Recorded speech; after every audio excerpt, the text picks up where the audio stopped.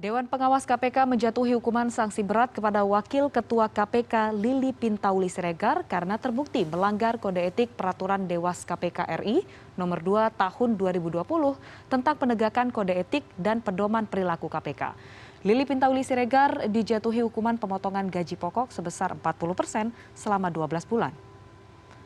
Anggota Dewas KPK Albertina Ho menyatakan terperiksa Lili Pintauli Siregar melakukan penyalahgunaan pengaruh sebagai Wakil Ketua KPK untuk kepentingan pribadi dan melakukan komunikasi dengan Wali Kota Tanjung Balai M. Syahrial. Dua perilaku Lili Pintauli Siregar tersebut terbukti melanggar prinsip integritas sebagai seorang unsur komisioner KPK. Sementara hal-hal yang meringankan terperiksa, yaitu terperiksa mengakui perbuatannya dan terperiksa belum pernah dihukum oleh Dewas KPK. Sementara untuk hal-hal yang memberatkan, terperiksa tidak menyesali perbuatannya dan terperiksa tidak memberikan contoh perilaku yang baik sebagai unsur pimpinan KPK. Ketua Dewas KPK Tumpak Hatorangan Panggabean mengingatkan agar kasus ini menjadi pengingat bagi seluruh unsur KPK untuk menjunjung tinggi prinsip integritas pegawai KPK.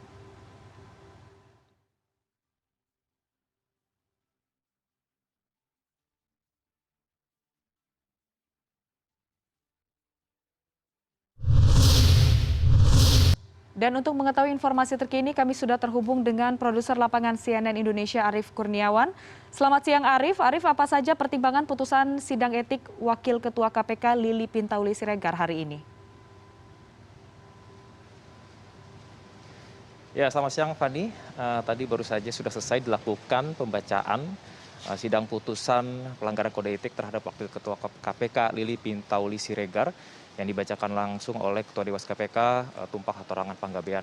Dan memang dalam amar putusannya Lili Pintauli Siregar dinyatakan terbukti secara sah dan meyakinkan bersalah melakukan pelanggaran kode etik dengan melakukan dua pelanggaran, yaitu yang pertama adalah menyalahgunakan jabatannya sebagai Wakil Ketua KPK untuk memberikan pengaruh dalam pengurusan jabatan iparnya Ruri Prihatini Lubis yang saat itu menjabat sebagai PLT Direktur PDAM Tirta Kualo Tanjung Balai.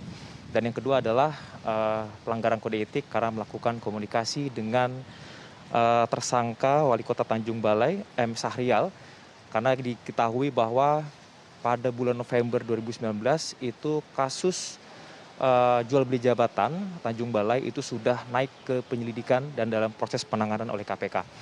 Dan tadi dalam pembacaan amar putusannya, Albertina Ho mengatakan bahwa ada beberapa hal yang menjadi perhatian dari majelis hakim, yaitu yang pertama adalah mengenai dampak buruk dari perilaku Lili Pintauli Siregar.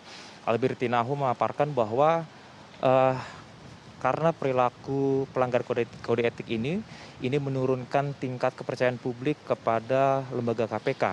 Karena begitu masifnya pemberitaan dan juga informasi di sosial media, sehingga ini bisa menurunkan kredibilitas KPK sebagai lembaga penegak hukum. Dan bahkan Lili Pintauli Siregar pada saat mulai menjalin komunikasi dengan M. Syahrizal ini, itu ia tidak menceritakan kepada unsur pimpinan KPK lainnya.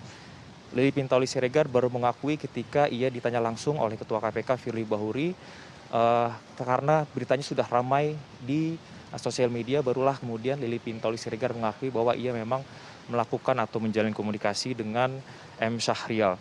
Dan juga perlu dicatat bahwa perkenalan pertama antara M. Syahrial dan juga Lili Pintauli Siregar terjadi pada awal bulan tahun 2020, itu sekitar bulan Februari Maret, di pesawat pada saat perjalanan dari Tanjung Balai menuju Medan, Bandara Kuala Namu.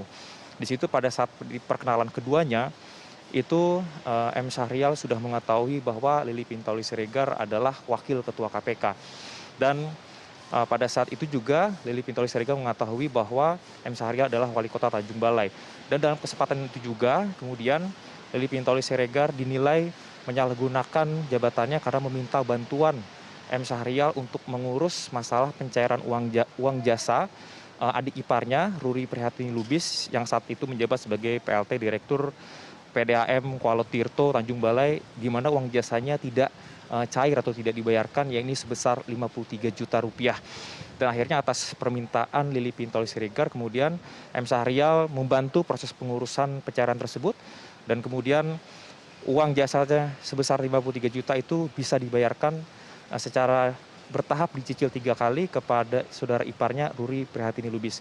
Dan Albertina Ho dalam pembacaan putusannya mengatakan tindakan Lili Pintauli Siregar ini terbukti menyalahgunakan wewenangnya, karena seharusnya masalah pencairan uang jasa tersebut adalah masalah perdata dan tidak perlu ditembuskan atau ditangani oleh lembaga penegak hukum KPK, karena memang itu bukanlah tupoksi Lili Pintauli Siregar sebagai seorang komisioner KPK.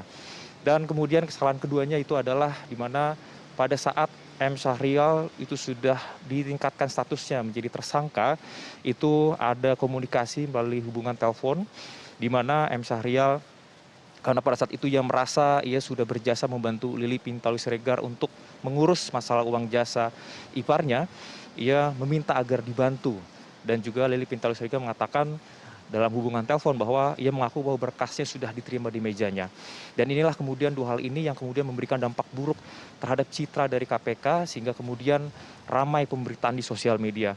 Dan atas dua hal inilah tersebut kemudian majelis hakim menjatuhkan sanksi berat kepada Lili Pintauli Siregar berupa hukuman pemotongan gaji pokok sebesar 40% selama 12 bulan.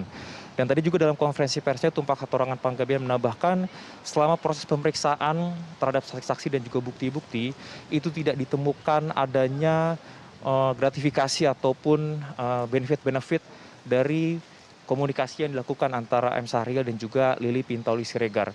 Dan juga tadi Tumpak menegaskan bahwa keputusan memberikan sanksi berat dengan pemotongan gaji sebesar 40% selama 12 bulan ini adalah keputusan yang sudah bulat, tidak bisa diganggu-gugat.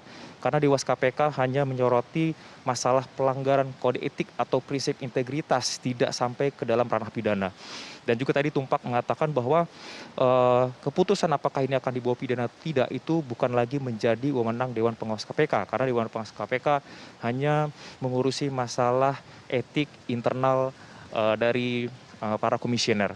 Dan Tumpak mengingatkan bahwa semoga dari kasus ini itu bisa menjadi perhatian oleh unsur-unsur pimpinan KPK agar tidak mengulangi kembali perilaku yang bisa melanggar atau berpotensi melanggar kode etik dan juga prinsip integritas dari unsur-unsur pimpinan KPK. Fani. Ya, lalu Arief, apa kemudian yang menjadi poin-poin penting dari putusan yang dibacakan hari ini? Ya, poin pentingnya yang terutama adalah bahwa Dewas KPK itu melaksanakan fungsi penegakan etik. Dan fungsi penegakan etik ini sudah dibuktikan dengan memberikan sanksi berat kepada Lili Pintauli Siregar. Dan juga Tumpak Hatorangan Panggabean mengatakan bahwa seharusnya apa yang dilakukan oleh Lili ini tidak diulangi kembali. Karena jika diulangi kembali ini sanksinya bisa lebih berat lagi, yaitu dengan pemecatan dari jabatannya. Dan karena memang Lili Pintauli Siregar ini sebelumnya tidak pernah dihukum oleh Dewas KPK, dan juga ia mengakui perbuatannya ini menjadi hal-hal yang meringankan, yang kemudian akhirnya majelis hakim memutuskan untuk sanksi berat itu adalah pemotongan gaji sebesar 40% oleh Lili Pintauli Siregar selama 12 bulan.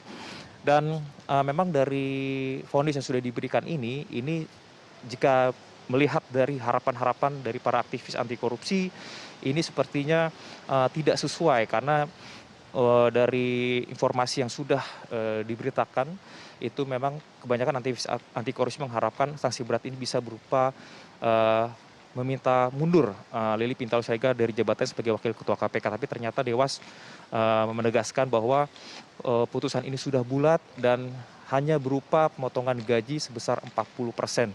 Dan putusan ini juga tidak bisa digugat karena Dewas KPK hanya mengurusi masalah etik saja. Fani.